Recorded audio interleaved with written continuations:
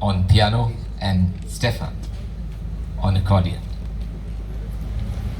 And they're going to play Beethoven's Fifth Symphony. And to tell you more about it, we have Mariella. Good evening, ladies and gentlemen. I'm just so totally moved by the amount of attention I've been getting, and next to this unbelievably great master and visionary Ludwig van Beethoven. And for that, I have to tell you a small story, why I'm so moved and so involved, not only emotionally, but I really have, with great pride. It's not to boast about what I've done, but I've succeeded in bringing out the enthusiasm and the inspiration that I have of Beethoven through all these wonderful young artists who have said yes without hesitation. And I want to give them a big applause.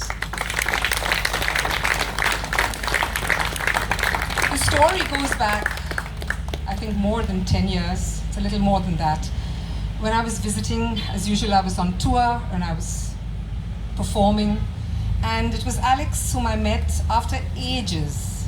I'll never forget, because he got his degree because he cheated in my book, you know. And I wasn't sure, because I think he got higher marks than I did. But it's a friendship for life. And Alex said, Marilena, you never come to Goa. You're always practicing and playing and rehearsing. So I said, you know what, I'm going to get onto a train. You look after me. I have exactly 2 days' time, but I just want to meet friends.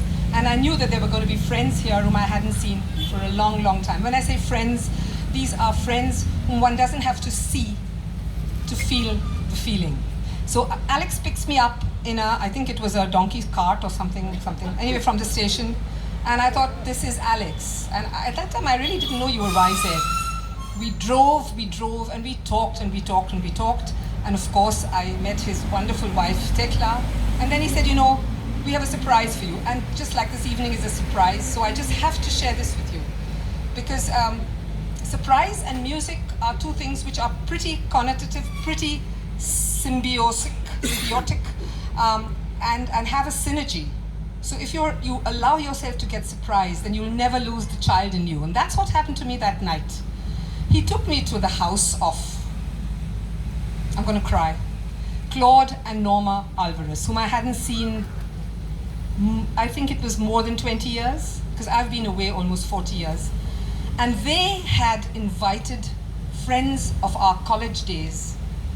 And it was just an unbelievable meeting because we sang, we danced, we ate, and the last word I'm going to say very softly, we drank. But there was so much joy, and it was as though we had never been apart. And then came the cue, the clue almost, because at 3 o'clock in the morning they said, you know, we have to show you something not far away from where we stay. So I said, listen, all I want you to show me is my bed. And we drove in 3 cars. I'll never forget this. Empty roads, and I thought, oh my God, compared to Bombay. We drove around here, came down here, and there was just jungle. They said, we have to show you something. Be careful, there might be snakes. But you know, you just clap your hands and they run away. And I had enough to drink, so I thought, okay, whatever it is, it's a surprise. And all of a sudden, without knowing where I was and why I had reached there, I was standing at the foot of this pedestal. And I looked up, and I promise you, I mean, it's not that I am an alcoholic, but I enjoy a drink. But I've never been within seconds so sober. And I looked up, and I said, what the hell are you doing here? And you know, talking about, I think Bina mentioned the pen in his hand. The first thing I noticed that his 3rd finger was missing. So I don't want to know why it happened and how, but immediately. And then I got to know Olympio, who was also a friend of Alex. Claude and Norma were there, and we had Anita. So it was the whole old jing bang of St. Xavier's College, going back ages, where we would sing after our lectures, etc. So that never stopped. And when Olympio came, and he said, you know, I belong to the convent across what Wendell told us about, that actually that is the property. The convent of Daughters of the Cross. I mean, talk about coincidences.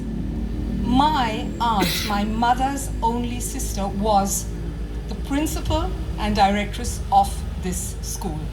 And Olympia said, oh my God, then you must be as strict as she is. So I said, well, if you want to have something at this statue, then we have to be strict. And 1 year later, I succeeded in bringing the vice rector of my university from Vienna with the head of the wind department, a bassoon player, and his wife, a flautist from the National Orchestra of Austria. And we came here and we were just amazed at the response. We had it in that garden. As Alistair was the compere, there were no mics, but I think it was a good occasion. It's something we'll never forget. So I just couldn't help but saying, on his 250th birth year, we just have to repeat this. And you won't believe it, but every one of these friends, Alexis, Olympio, Anita, Claude, Norma, I'm just so, I'm sorry, really, and Bina being part of it, have just, these years have just flown between 2007 and 2020. It's something extraordinary. And that's why I thought if we play a bit of that symphony, Alistair, not the whole symphony, just a part of the Symphony of Fate, which is the fifth, which you all will recognize.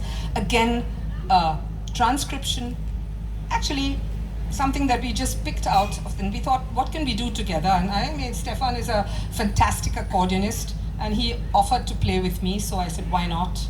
So here goes. And just one last sentence to Wolfgang Amadeus Mozart. If it wasn't for Mozart, Beethoven wouldn't have been in Vienna, because he was greeted through Mozart's spirit in Haydn's hands. So Mozart and Haydn are his fathers. And later on, we'll talk about how long he lived in Vienna and what he did to change the face and profile of Vienna. Enjoy.